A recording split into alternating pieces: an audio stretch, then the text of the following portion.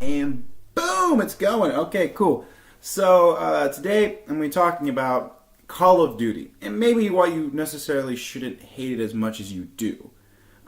As an avid gamer, I, sometimes don't like Call of Duty. I don't like the Madden series. I don't like, a lot of these games. They're rehashes of the same type of thing, and they're never improving on themselves. In fact, they get worse pretty much with almost every installment.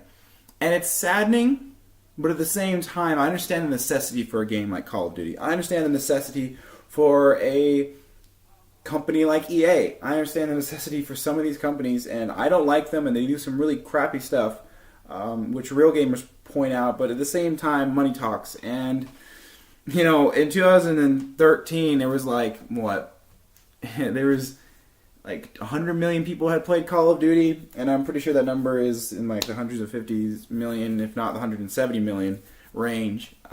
So it's a lot of people. There's a lot of people that maybe are casual gamers, maybe people who just like playing Call of Duty, maybe don't, actually, care about video games that much. Maybe they just want to have fun with their friends playing Call of Duty. There's a lot of people. There's a lot of intermediates and a lot of different levels of gaming. There's people who are casual gamers, people who play like Candy Crush, and who play mobile games in their spare time. That encompasses a large amount of people within that actual genre itself.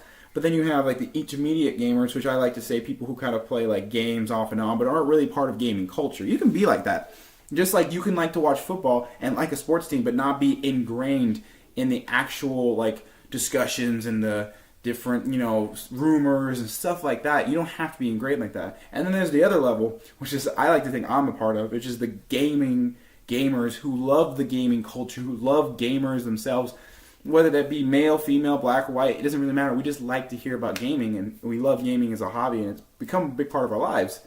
So within that level, the majority of people encompass the lower two levels. They don't actually encompass the higher level. We may think they do because the higher level people have the biggest voices, and it's usually the people once we leave those two levels, we go to listen to.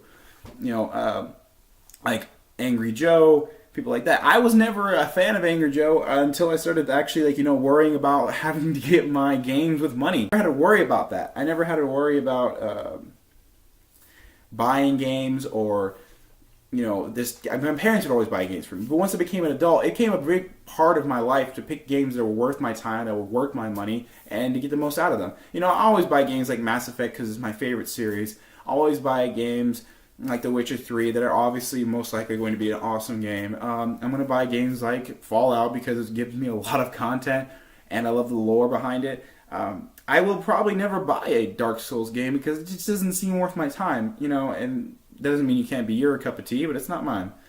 But the thing I'm trying to get to here is that the reason COD exists is because it brings people into that intermediate. It's not the Candy Crush or the mobile games. It's the intermediate. The people who are just getting into video games, the 12-year-olds, the 13-year-olds, the 8-year-olds, whatever the people are, they're getting into gaming. They're getting into the internet culture. They don't necessarily know how to get a game yet. They don't know what good games are yet, and they hear the biggest name, and they just go to... It's just the same thing with the principle of movies. The same principle comes with movies. You have a big movie like Batman vs. Superman, which is critically panned, but there will always be people to see it because it's Batman vs. Superman, and the superhero genre has become...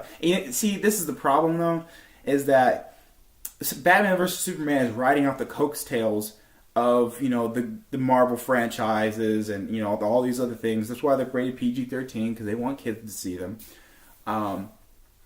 So it's riding on the coattails of that. But when you have a big market like that, you have to thank the Avengers because without the Avengers, we would never have these kind of movies. Spider-Man, it proved that superheroes could be fun and they could be critically acclaimed like Spider-Man 2 was. But they could also be very panned, like Spider-Man 3. People started to think, okay, maybe we can make something out of this. So, Marvel and Disney, I think, Disney owned Marvel at that point. But anyways, Marvel and Disney decided that we needed to make a franchise. Because that's really what makes comic books cool, is that it's a franchise, right? It's an all-encompassing area. The same thing happens with video games. When Call of Duty becomes popular, it's good for the industry and yet at the same time bad. The reason it's bad for the industry and good for the industry at the same time is because it brings in a lot of people, a lot of revenue, and it makes video games popular.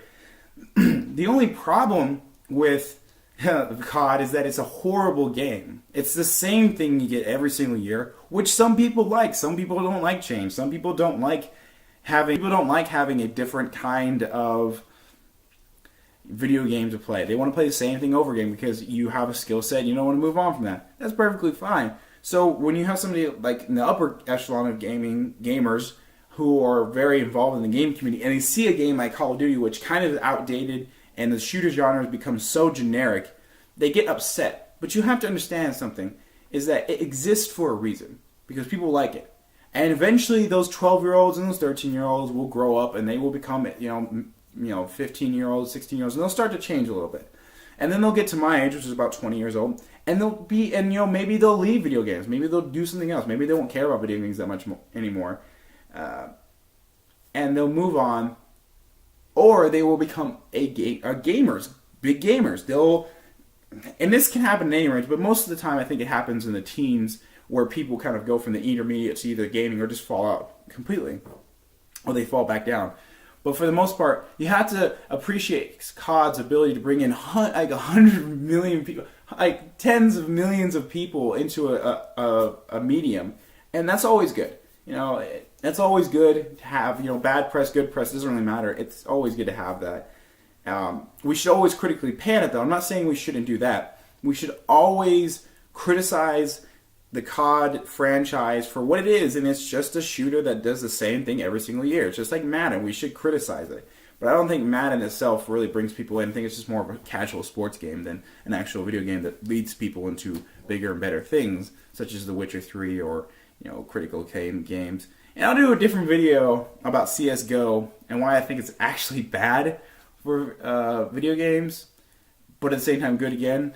But for right now, that's all I want to talk about, was COD and why it's good and bad at the same time for video games and for the video game genre. So I thank you very much for watching my video. I'm just going to say goodbye. I think it's my outro at this point. I'm just going to say goodbye.